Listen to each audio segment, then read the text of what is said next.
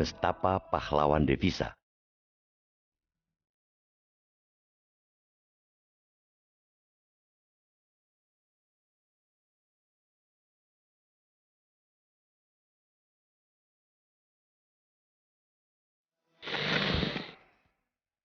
Bangsa Indonesia mencatat pekerja migran Indonesia atau PMI menyumbangkan devisa sebesar 9,71 miliar US dollar atau sekitar 133 triliun rupiah pada 2022.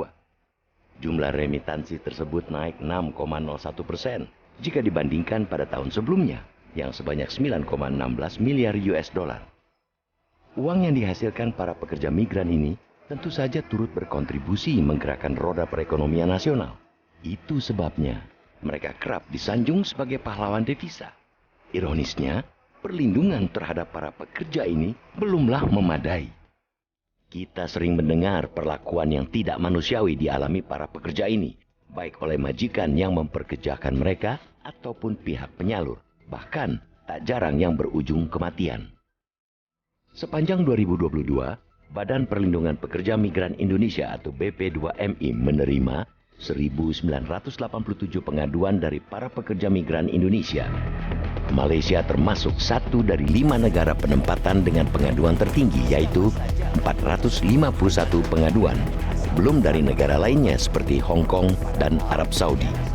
Dalam kunjungannya ke Malaysia belum lama ini, Presiden Joko Widodo juga membahas persoalan para pekerja migran ini dengan Perdana Menteri Malaysia Anwar Ibrahim. Dalam pertemuan itu, ia mengapresiasi komitmen pemerintah Malaysia yang berjanji untuk melindungi pekerja migran Indonesia dan memberikan perlakuan hukum yang adil bagi mereka. Komitmen Malaysia ini tentu sangat kita hargai dan berharap benar-benar terrealisasi di lapangan. Namun, langkah terpenting yang semestinya dilakukan pemerintah adalah membenahi persoalan di dalam negeri, terutama terkait penyediaan lapangan kerja. Mereka, para pekerja yang nekat merantau ke negeri orang ini, umumnya dipicu kebutuhan hidup lantaran minimnya lapangan kerja yang tersedia, terutama di daerah asal mereka. Pembangunan di desa semestinya juga diarahkan untuk penyerapan tenaga kerja bagi warganya, sehingga mereka tidak lari ke kota atau bahkan terpaksa pergi ke negeri orang, baik lantaran kebutuhan maupun karena bujuk rayu dan iming-iming para calo. Untuk melindungi para calon pekerja migran ini, pemerintah pun mesti aktif.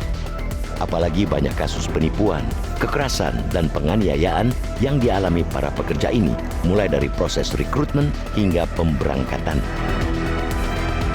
Ditreskrimsus Polda Metro Jaya bahkan mengungkap kasus dugaan tindak pidana perdagangan orang atau TPPO dengan modus menyalurkan calon pekerja migran Indonesia ke Arab Saudi. Kasus perdagangan orang dengan modus pengiriman tenaga kerja semacam ini bukan kali pertama terjadi. Apa yang dialami pekerja migran Indonesia di Laos dan Myanmar, seperti yang ramai diberitakan belum lama ini, juga merupakan korban modus semacam ini. Pemerintah tentu tidak bisa berdalih mereka sebagai pekerja ilegal. Justru disitulah tugas negara melalui Kementerian Tenaga Kerja dan institusi terkait lainnya untuk memfasilitasi dan membimbing para calon tenaga kerja yang umumnya dari desa ini agar tidak mudah ditipu. Begitu juga perlindungan terhadap mereka yang sudah terlanjur berada di luar negeri. Jangan hanya mau menerima devisanya, tapi lepas tangan dan tutup mata ketika ada kasus yang menimpa para pekerja ini.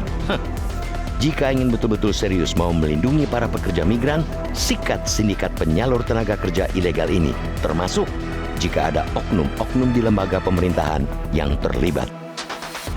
Langkah yang tidak kalah penting lainnya, ya tentu saja penciptaan lapangan kerja yang seluas-luasnya bagi anak bangsa, sehingga mereka tidak mengejar hujan emas di negeri orang.